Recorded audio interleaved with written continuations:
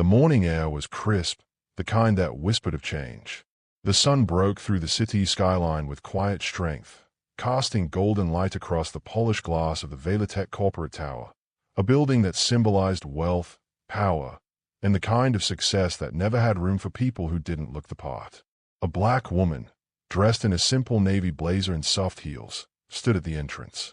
Her name was Elena James. She didn't rush. She didn't fidget. She simply stood still, a soft calm on her face, a quiet certainty in her eyes. She adjusted the strap of her leather bag. Not designer, not flashy, just practical and well-loved. In her hand, a small folder. Inside, her phone, a pen, and one final draft of a 9-figure merger proposal. But no one in that building would have guessed it. Not from the way she looked. Not from the way she smiled. She walked toward the main entrance. And that's when it happened. The security guard's voice cut sharply through the soft jazz music playing from the lobby speakers. This entrance is for staff and executives only. Deliveries go through the back. Elena stopped. Just blinked. Calm. Not surprised. Just familiar. She tilted her head, her voice even. I'm here for a boardroom meeting on the 43rd floor. The guard, tall, white, early 40s, gave her a once-over. Not a glance. A scan. His eyes flicked from her natural curls to her blazer, to the scuffed leather bag she carried, the one she'd had since grad school. To him, none of it said executive. I don't think so. He replied, folding his arms across his chest. That's a private floor. You'll need a guest pass, and I don't see your name here. Behind her, the glass doors whooshed open again. A white man in a tailored gray suit stepped in, AirPods in his ears. Morning, Mr. Thatcher, the guard greeted cheerfully. Conference room C today. The man nodded, didn't even need to show his ID. Elena watched silently. Not angry, not surprised, just tired. She turned back toward the guard and tried again. My name is Elena James. I'm expected. Would you mind checking with reception? The guard's jaw tightened slightly. Look, I've worked here 6 years, he said, louder now. I know who comes and goes. You're not on the exec list, and you're making things uncomfortable. He didn't shout, but his tone changed. It was no longer firm. It was threatening. And suddenly, the lobby changed. Eyes lifted. Conversations paused. A woman at the front desk turned to look, then looked away again. I'm going to have to ask you to step aside, the guard said. You can wait outside while we get this sorted. Elena's hands tightened slightly around her folder. Her heart beat once, hard, against her chest. But her voice, still calm. I don't think you realize who you're speaking to, she said softly. But it's okay. You will soon. The glass doors to Velatech's executive boardroom shut with a smooth, mechanical click.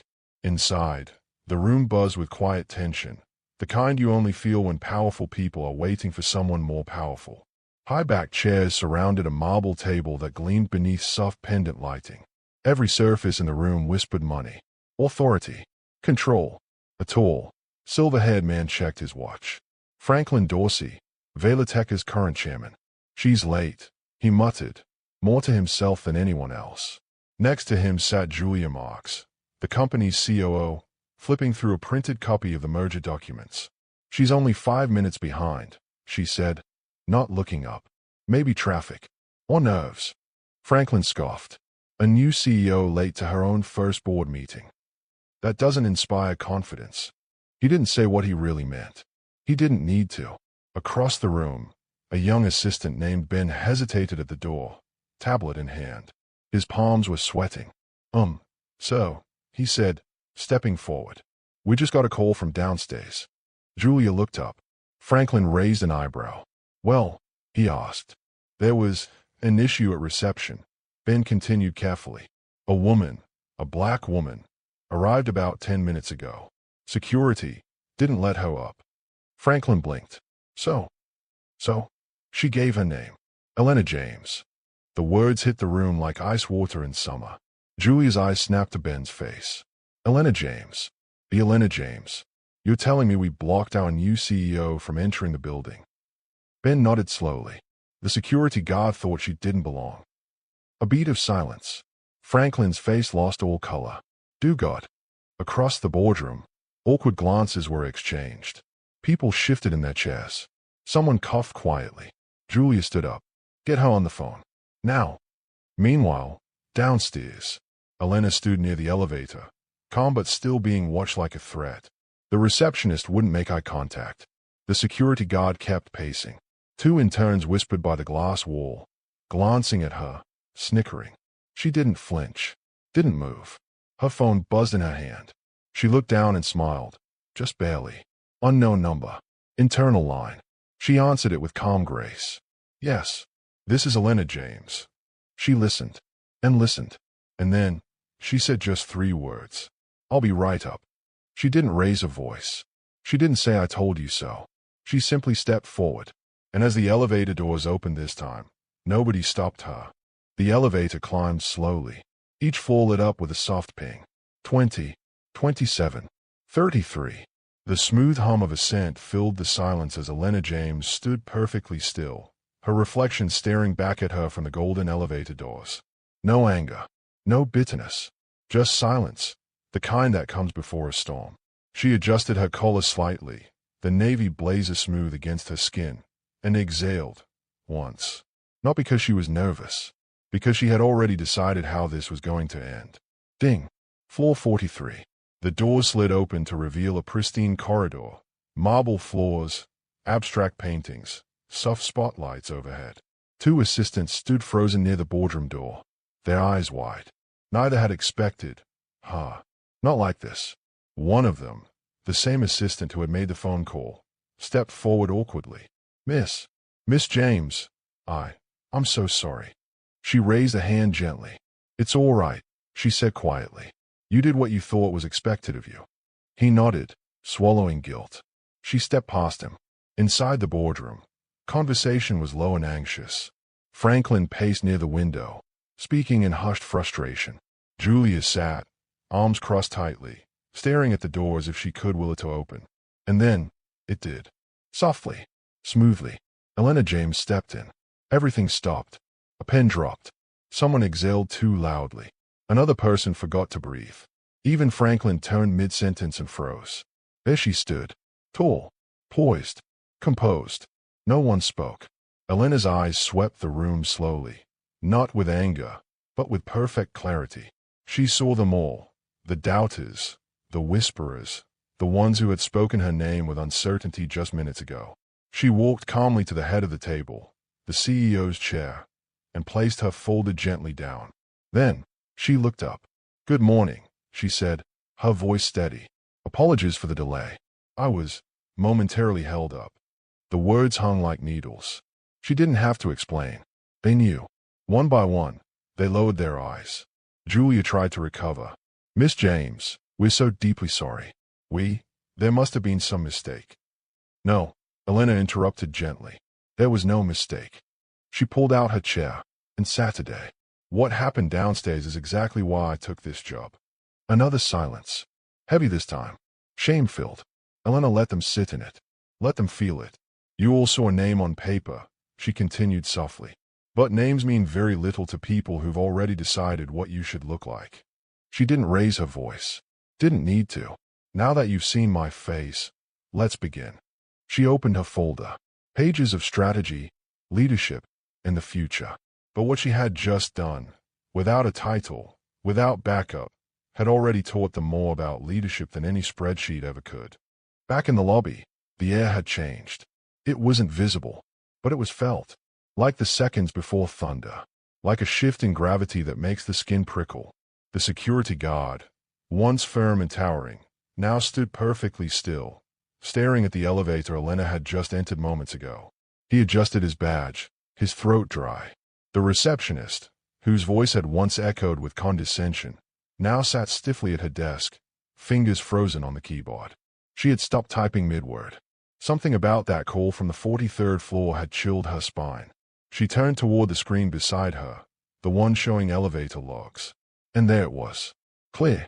Confirmed. Elena James. Executive entry pass. CEO access granted. No. Her voice cracked in a whisper. The whisper turned into panic. A junior intern walked by holding a tablet. clueless to the storm brewing at the front desk. "Hey, wasn't that woman just here? The one you told to wait outside?" The receptionist didn't respond. She couldn't, because the phone rang again. This time, from HR. Then another call, internal comms. Then a message popped up on the front desk monitor. "Do not engage with Ms. Elena James, CEO. Report to HR for briefing immediately." The receptionist's hands trembled. "Oh my God," she muttered. "I told her to leave." The security guard turned to her slowly. "You escorted her out." Their voices were low, but the tension was rising. Nearby, two employees who had witnessed the whole scene, the snickering, the disbelief, the dismissiveness, were now whispering for a different reason. "She's the new CEO.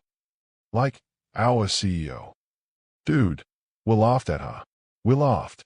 We're so screwed." The air in the lobby shifted from superiority to suffocation. No one had raised their voice. No one had stormed in. And yet, their careers felt suddenly fragile.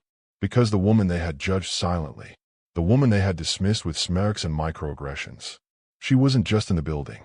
She owned it now. Meanwhile, in a corner of the lobby, the janitor, an older black man with kind eyes, watched quietly. He had seen the way they treated her. He had seen the security guard puff his chest, seen the receptionist's tone change the second she looked up. But he had also seen Elena's poise, the way she didn't flinch, didn't yell, didn't shrink. He smiled quietly to himself. They thought they were protecting the company. He muttered under his breath. "Turns out, she is the company." And with that, he went back to cleaning. Head held a little higher. No one knew what to expect, but everyone had heard the whispers by now, and most had seen her, the black woman at the center of the day's slow-brewing storm. The one security stopped. The one the receptionist ignored. The one everyone thought didn't belong. They didn't realize she owned the floor they stood on. By 10:30, the conference hall was packed. Employees filled every row. Executives lined the sides. Managers, assistants, interns, all waiting. The tension in the room was so thick, even the projector fans seemed too loud. And then, the door opened. She entered. Elena James. Not with a crowd. Not with drama. Just presence. She walked to the podium slowly. No papers. No slideshow. No microphone needed. The room was already holding its breath. She stood for a moment, then looked up, and spoke. "Let me tell you what I saw today." Her voice was calm, but each word landed like stone on glass.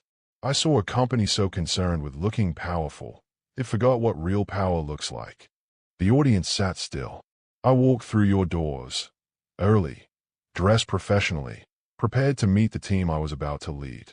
And I was stopped, judged, ignored, and finally escorted out of my own building." A few people looked down. Others fidgeted in their seats. She paused.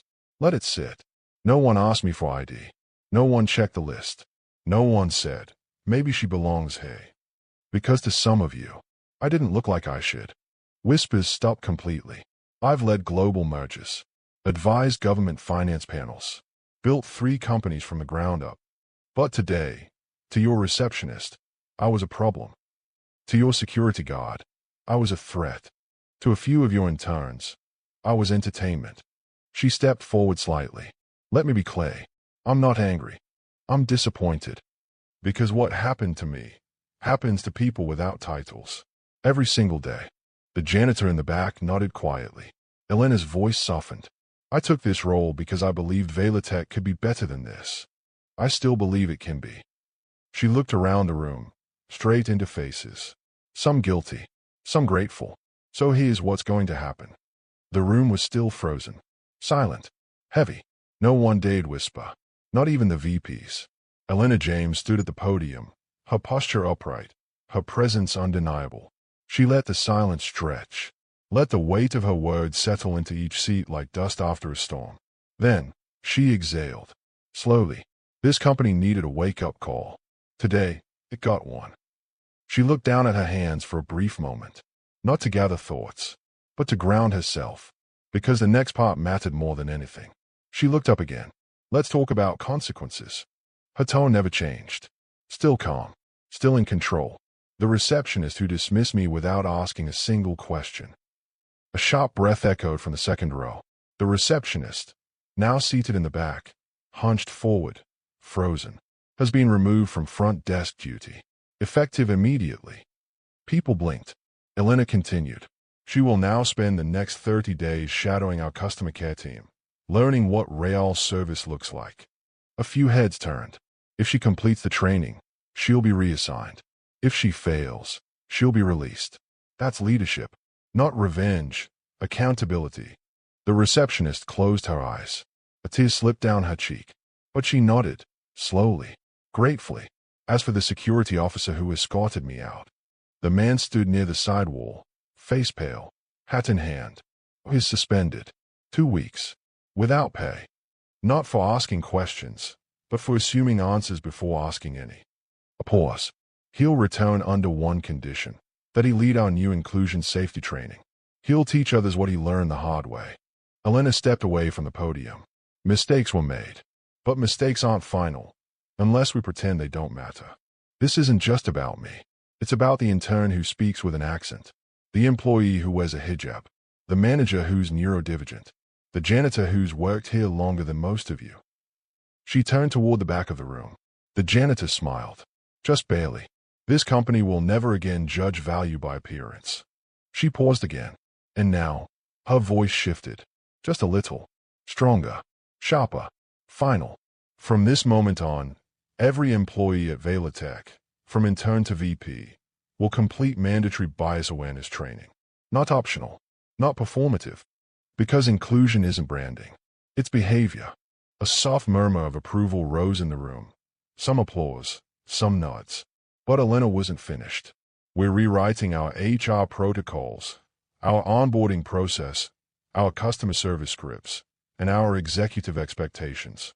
We will not look like a diverse company. We will act like one. And then, she did something no one expected. She smiled. Just a small, tired smile. To those of you who looked at me this morning and saw less than, you were wrong. But I'm still here. And now I'm leading. The applause had faded. The conference room emptied slowly, like a theater after a heavy play. People moving quietly, avoiding eye contact, whispers trailing behind. Elena James didn't leave. She stood near the window now, hands clasped in front of her, looking down at the city. Her reflection shimmered faintly in the glass. She wasn't gloating. She wasn't angry. She was processing. Because power meant nothing if it didn't bring clarity. Behind her, soft footsteps approached. Elena didn't turn. She already knew who it was. The receptionist, MIA, stood frozen just a few steps into the room. She clutched a small notebook to her chest, the one she always carried, the one she pretended to be busy with when people she didn't understand walked in. Ms. James. Her voice cracked like wet paper. Elena didn't turn. Not yet. I didn't know who you were. A long silence. Finally, Elena turned and looked at her, not with rage, not with cruelty, with the kind of gaze that disarms, calm, but devastatingly honest. You didn't know, Elena repeated softly. But that's not good enough. Mia's face crumbled. She swallowed hard. I didn't mean to be rude. You were rude. Elena cut in, gently but firmly. Let's not rename what happened. Mia's eyes welled. I thought maybe you were in the wrong building. You didn't. She couldn't finish, because she knew. She was about to say you didn't look like you belonged. But the sentence never made it out. And it didn't have to. Elena stepped closer, not to intimidate, but to be heard. Let me tell you something, she said quietly. I've been mistaken for an assistant, a janitor, a guest, a fraud. But never, not once, have I been mistaken for the CEO. Mia's hand shook. I'm so sorry. Elena's eyes softened, but only slightly. Do you know how many women like me walk into places like this and leave because of people like you? Not because they don't belong, but because they are made to feel like they don't. Mia's voice dropped to a whisper. I didn't mean to cause harm. But you did. Elena let that sit, then stepped back, letting the silence do the rest. And then, a shift. Just slightly. Elena reached into her bag, pulled out a folded card, handed it to MIA. She looked down. Customer care training orientation packet. Mia's breath hitched. No, giving me a second chance. Elena nodded once. I'm not here to destroy careers, but I am here to rebuild culture. You have one chance to prove you're more than the first impression you gave me. MIA clutched the paper like it was made of glass. I won't waste it. Elena smiled. Tired. Real. Good. Because next time, the person walking through those doors might not have the power to change the rules. The elevator doors closed behind her with a soft ding. Elena leaned back against the wall, eyes closed, chest rising slowly. The silence in that small metal box felt louder than the chaos she'd just walked through. But it wasn't over. Not in her head. Not in her heart. When the elevator reached the top floor, her floor, she stepped out and walked into her private office. Spacious. Minimal. But in the far right corner, framed on the wall, was a single photo. A girl, 10 years old, brown skin, braided hair, big eyes, full of questions. And beside her, an older woman, her mother, standing outside a government building. Both dressed in their best, but still looked like they didn't belong there. Elena walked to the frame slowly, touched the glass with 2 fingers, and suddenly, she was 10 again. Flashback. She stood beside her mother at the front desk of an office lobby. A white woman behind the counter barely looked up. You'll need to come back later. This section's not open to walk-ins. Her mother smiled politely. We have an appointment. It's under Deborah James. The woman raised an eyebrow, then scanned the log. Didn't find it. Didn't look very hard. Nothing here. Maybe try the social services building across the street. Young Elena watched her mother's face fall, but only for a second. She didn't argue. She just turned and walked out. Later, sitting on a bench outside, Elena asked, Mama, why didn't you say something? Her mother sighed, eyes tired. Because sometimes, silence keeps us safe. But Elena hadn't forgotten. That moment burned into her. Right there, sitting in the sun, her small hands gripping the hem of her dress. She made a promise. One day, I'll walk into a building like that, and I won't need to explain why I'm there. They'll know. Present. Elena blinked back to reality. Her phone buzzed softly on her desk. She picked it up. A text from her younger sister. Saw the video. You did it. Mom would have been proud. A pause. Then another message. Actually, she is. Elena smiled. And for the first time that day, her eyes welled. Not from anger, but from release. The elevator doors closed behind her with a soft ding. Elena leaned back against the wall, eyes closed, chest rising slowly. The silence in that small metal box felt louder than the chaos she'd just walked through. But it wasn't over. Not in her head. Not in her heart. When the elevator reached the top floor, her floor, she stepped out and walked into her private office. Spacious. Minimal. But in the far right corner, framed on the wall, was a single photo. A girl, 10 years old, brown skin, braided hair, big eyes, full of questions. And beside her, an older woman, her mother, standing outside a government building. Both dressed in their best, but still looked like they didn't belong there. Elena walked to the frame slowly, touched the glass with 2 fingers, and suddenly, she was 10 again. Flashback. She stood beside her mother at the front desk of an office lobby. A white woman behind the counter barely looked up. You'll need to come back later. This section's not open to walk-ins. Her mother smiled politely. We have an appointment. It's under Deborah James. The woman raised an eyebrow, then scanned the log. Didn't find it. Didn't look very hard. Nothing here. Maybe try the social services building across the street. Young Elena watched her mother's face fall, but only for a second. She didn't argue. She just turned and walked out.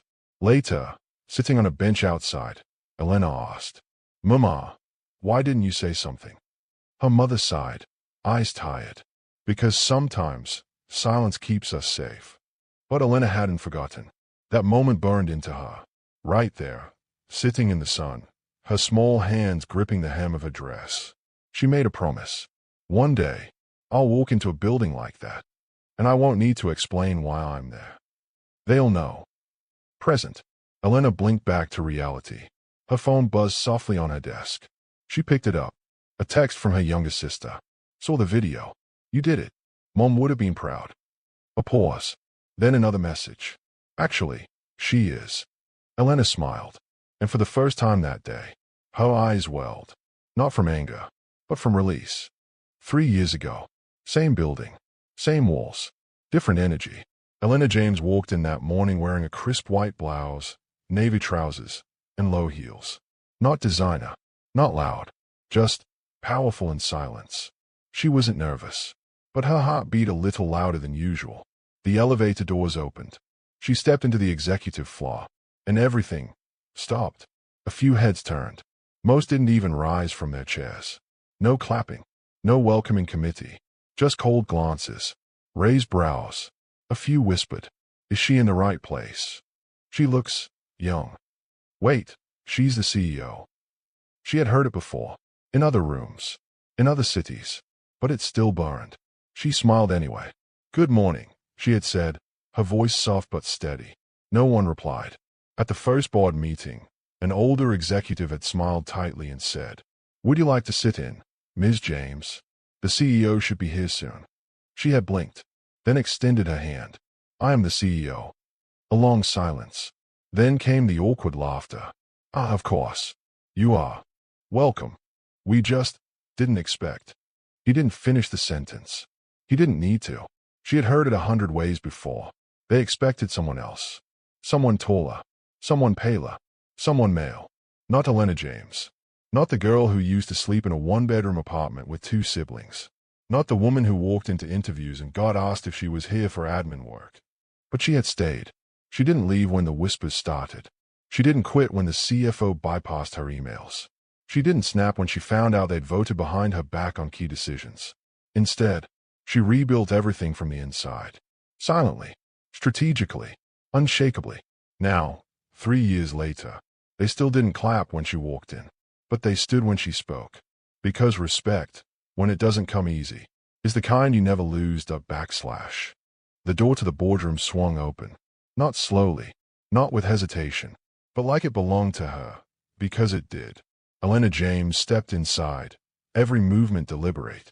The same long glass table stretched before her, polished to perfection. Around it, the very same board members who once doubted her.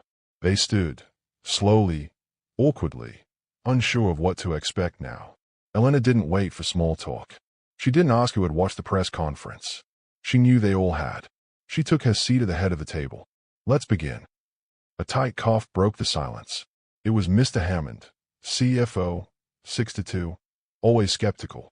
"Ms. James, Elena, surely you didn't mean everything you said out there. Firing an entire department over one flight incident. Shouldn't we slow down and review the situation fully?" Elena leaned forward. Her eyes locked onto his. "Calm. Steady. You're right," she said. "We should review it. So let's." She tapped the tablet in front of her. A screen behind her lit up, frame by frame, showing footage from a plane. Lauren slapping her. Passengers gasping. The businessman rising in shock. Grace standing frozen with guilt. And Elena, remaining composed through it all. The boardroom fell silent. No one could defend what they saw.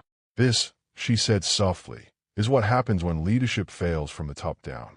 We have tolerated microaggressions, double standards, and unchecked power for far too long." She turned toward the HR director. "A passenger was physically assaulted by a staff member, and no one reported it until I did. That's a system failure." Mr. Hammond shifted uncomfortably. "But Elena, things like this don't happen often." "It was one mistake." Elena shook her head, slowly. "It was one visible mistake.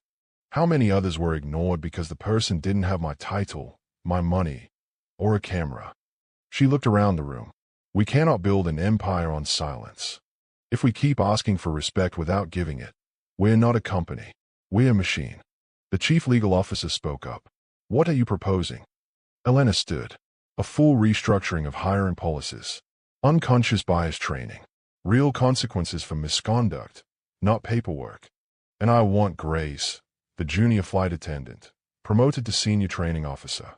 Murmurs spread across the room. She hesitated, but she was the only one who tried to do the right thing. "I'd rather build around people with heart than experience soaked in ego." One by one, the board members nodded. Not because they had to, but because they finally understood. She wasn't just the CEO now. She was the culture. The room didn't applaud. But the silence was no longer uncomfortable. It was respect. Earned. Undeniable. Permanent. Want scene 12 next. It was a quiet Tuesday morning. The HR department buzzed with the usual shuffle. Applications, calls, interviews. But one young woman sat in the corner of the waiting area, her hands trembling slightly over a leather folder. Her name tag read, Amora Blake. 23. Fresh graduate. Brilliant mind. And a heart that had carried 1,000 silent humiliations. She had applied for a position she never thought she'd get. And yet, something inside her said, try. Why? Because of Elena James. Because last week, when the world saw Elena humiliated, slapped, and still rising stronger, Amora had cried. She had stood in her tiny apartment, eyes glued to her cracked screen, whispering, "That woman looks like me." A voice called her name. Miss Amora Blake. She stood up too quickly. Her folder almost slipped. She followed the assistant down a long hallway, toward a meeting room. But when the door opened, it wasn't just HR inside. It was Elena James herself, standing, smiling, exactly like she did on the screen. But real. So real. Amora froze. "Emma," she stuttered, her voice caught somewhere between nerves and awe. Elena stepped forward and gently took her hand. "You don't have to be nervous," she said kindly. "I read your application. It was thoughtful, honest, brave." Amora's eyes welled up. Her voice cracked. "I almost didn't apply. I thought, why would they ever hire someone like me? But after I saw you, I thought, maybe I belong too." Elena didn't speak right away. She let that silence sit. Then she placed a hand over Amora's. "You don't maybe belong.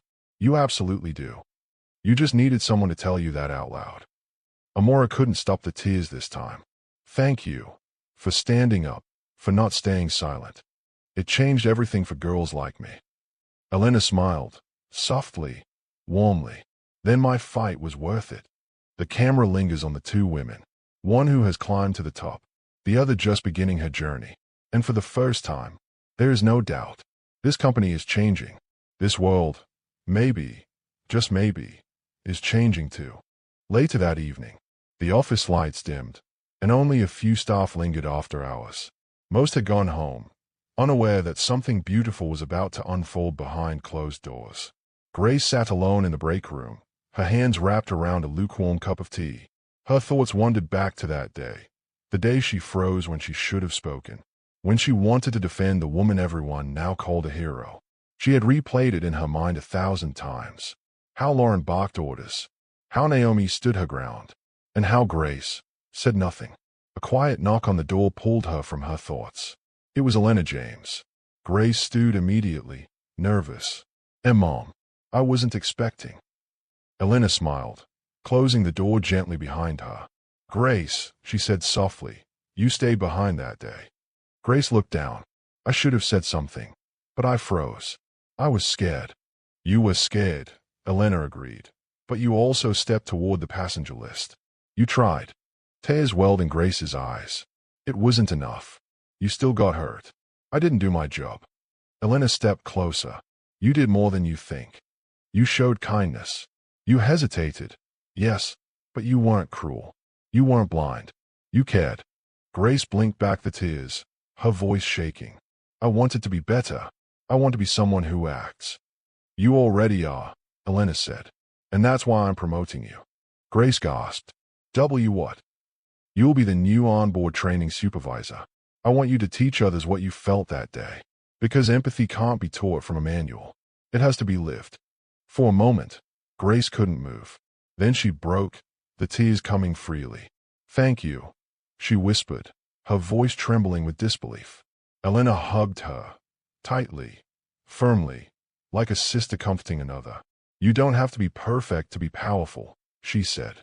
"You just have to care enough to keep trying." The scene fades with Grace standing in front of a new door. One labeled Staff Only, Training and Inclusion Lead. And this time, her hands don't shake as she walks through it. Later that evening, the office lights dimmed, and only a few staff lingered after hours. Most had gone home, unaware that something beautiful was about to unfold behind closed doors.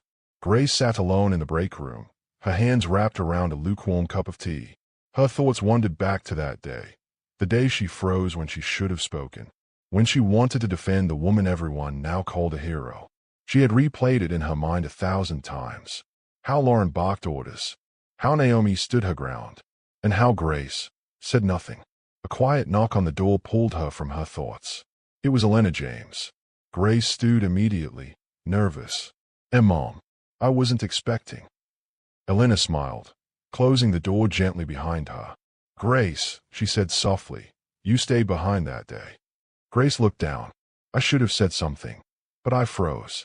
I was scared. You were scared, Elena agreed, but you also stepped toward the passenger list. You tried. Tears welled in Grace's eyes. It wasn't enough. You still got hurt. I didn't do my job. Elena stepped closer. You did more than you think. You showed kindness. You hesitated. Yes, but you weren't cruel. You weren't blind. You cared. Grace blinked back the tears, her voice shaking. I wanted to be better. I want to be someone who acts. You already are, Elena said. And that's why I'm promoting you. Grace gasped. W what? You'll be the new onboard training supervisor. I want you to teach others what you felt that day. Because empathy can't be taught from a manual. It has to be lived. For a moment, Grace couldn't move. Then she broke, the tears coming freely. Thank you, she whispered, her voice trembling with disbelief. Elena hugged her, tightly, firmly, like a sister comforting another. You don't have to be perfect to be powerful, she said. You just have to care enough to keep trying. The scene fades with Grace standing in front of a new door. One labeled Staff Only, Training and Inclusion Lead. And this time, her hands don't shake as she walks through it. The sky stretched wide and endless as the sleek jet cut through the clouds, sunlight glinting off its wings. Inside the cabin, peaceful hum, calm passengers, soft jazz playing in the background. Everything ran smoothly. The seats were full. The staff was warm. The atmosphere was light. At the front, near the wide window, sat Elena James, hair neatly tied back, a soft book in hand, a quiet smile playing on her lips. Not because everything was perfect, but because everything was better. She glanced up as the lead flight attendant approached. Grace. Not the nervous assistant from a year ago. Now polished, confident, promoted, wearing a new badge. Chief of In-Flight Experience. Miss James, Grace said with a soft smile. We'll be landing in 20 minutes. I just wanted to say, it's always an honor. Elena looked up, proud. You've grown so much. Grace chuckled lightly. You taught me how. That day, I wanted to speak. I was afraid. But you didn't stay silent, Elena replied. And look where that bravery took you. Grace's eyes welled up. Thank you, she whispered. Elena reached into her bag, pulled out a small envelope, and handed it over. For you, she said. It's a letter of recommendation. For your next step, if you ever want it. Grace took it, stunned. Are you serious? I always am about recognizing people who do the right thing, even when it's hard. Grace held back tears as she returned to her duties. Elena turned to the window. The clouds rolled beneath them. As the plane descended, the camera pulled back slowly, revealing not just a woman in a seat, but a symbol. A woman who changed the rules by staying in her seat. Who didn't shout, didn't push, didn't need to, because her presence was her power. And now, that power had spread. To Amora. To Grace. To every young woman watching. As the plane touched down and the wheels kissed the runway, a soft voiceover played. You don't always need to fight loudly. Sometimes, the strongest thing you can do is stay exactly where you are and make the world adjust. Fade out. End screen. Inspired by too many real stories. Keep standing. Keep speaking, even if your voice shakes. Back in her apartment, Amora sat by her window. The city buzzed below, but inside, it was quiet, peaceful, still. She held a piece of paper in her hands. Not just any paper, an offer letter, signed, sealed, from Elena James Company. She traced the embossed logo at the top, then folded the letter with care. Her laptop chimed, a new email notification. Subject line, welcome to the team, Amora Blake. She smiled, a deep, slow, grateful smile. But there was something more she had to do. She opened her social media, the platform where she had once quietly followed others, afraid to raise her voice. This time, she posted, camera with flash, a photo of her offer letter. And below it, she wrote, last year, I watched a woman get humiliated and stand taller than ever. I saw her take pain and turn it into power. And I whispered, "That woman looks like me." Today, I walked into her office, and she gave me a chance. Never let anyone tell you where you belong.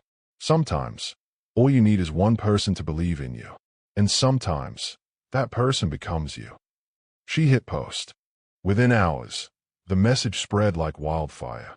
Thousands of young women, from different backgrounds, cities, and stories, began replying. I needed this. I feel seen. I'm crying. I've felt this my whole life. One day, I'll get my letter too. And then, a reply came from Elena James herself. Proud of you, Amora. The door is open. Now open it for others. Weeks later, Elena stood at the front of a large conference hall. The walls echoed with the soft chatter of young interns, fresh hires, and hopefuls. Most of them women. Most of them women of color. Most of them, just like Amora.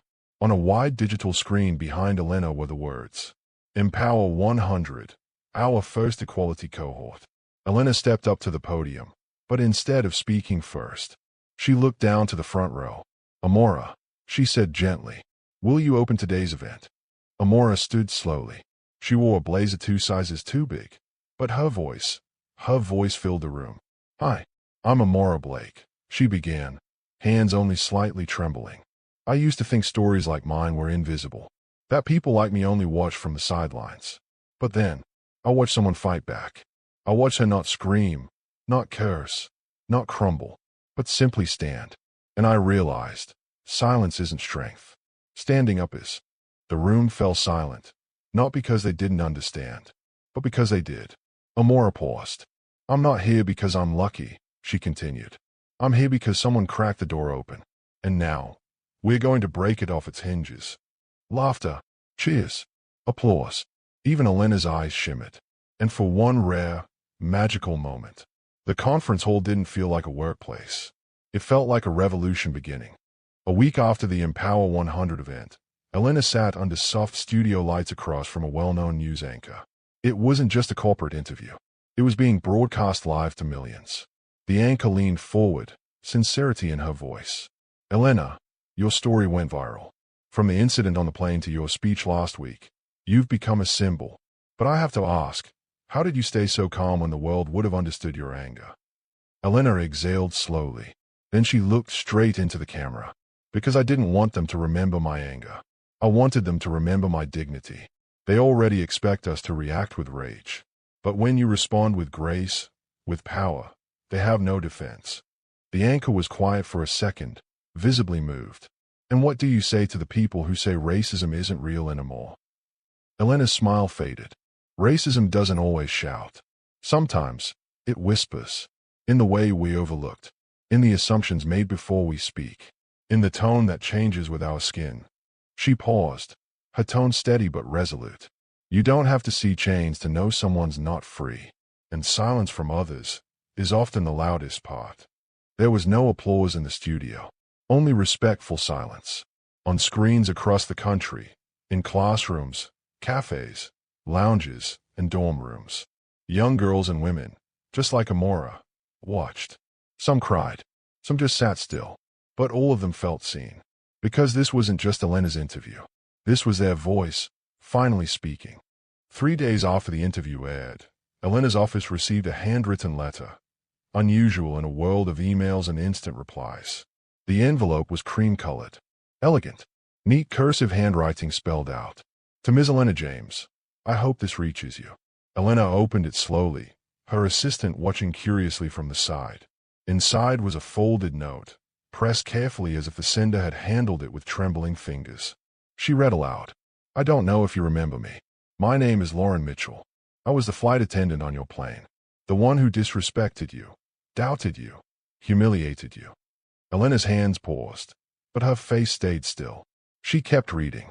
There are no words I can offer that can undo what I did.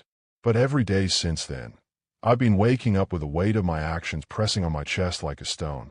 I was raised in a family that never taught me how to see beyond skin. I didn't even realize how deep it went, until I saw myself through the world's eyes that day. I lost my job. I lost my pride. But strangely, I found something else. A mirror. And it showed me the ugliest version of myself. I'm trying to change that now. Not for sympathy. Not for redemption. Just because it's the right thing to do. The room was still. No one spoke. Elena folded the letter and placed it down, her fingers resting on it softly, like she was grounding herself between pain and grace. She looked up at her assistant, who asked gently, "Will you respond?" Elena thought for a moment, then smiled faintly. "I already did." The assistant looked confused. "How?" Elena leaned back, her gaze distant but clear. "By not becoming like her." That was my response. And with that, she stood, calm as ever, the kind of calm only those who've won without shouting ever understand. It was early morning. Soft golden light poured into Elena's corner office, dancing across the shelves lined with awards, books, and framed photographs. But her eyes weren't on any of those things. They were on a girl. Not Amora. Not Grace. A girl no older than 7, sitting cross-legged on the floor, building a paper airplane. Elena watched from behind her desk, sipping tea slowly, silently. The girl looked up. Her bright brown eyes sparkled. "Miss Elena, does this fly high?" She held up the little creation. Elena smiled. "It does. If you throw it like you believe it will." The girl grinned, nodded, and ran across the room to launch it. The paper plane soared, wobbly, but steady. And then, it flew. Cut to a quiet hallway outside the office. The door bears a new plaque. Elena James Foundation for Equal Skies, empowering girls from every background to rise. Inside the office, laughter echoes. Elena kneels beside the child, helping her fold another plane. "What do you want to be when you grow up?" she asks. The girl answers without thinking. "Like you." Elena pauses, then smiles. A real smile. The kind that only comes from healing. The kind that only comes from knowing your pain wasn't wasted. Final shot. The girl launches the next paper plane. It glides toward the open window and lifts higher and higher into the morning sky. Backslash.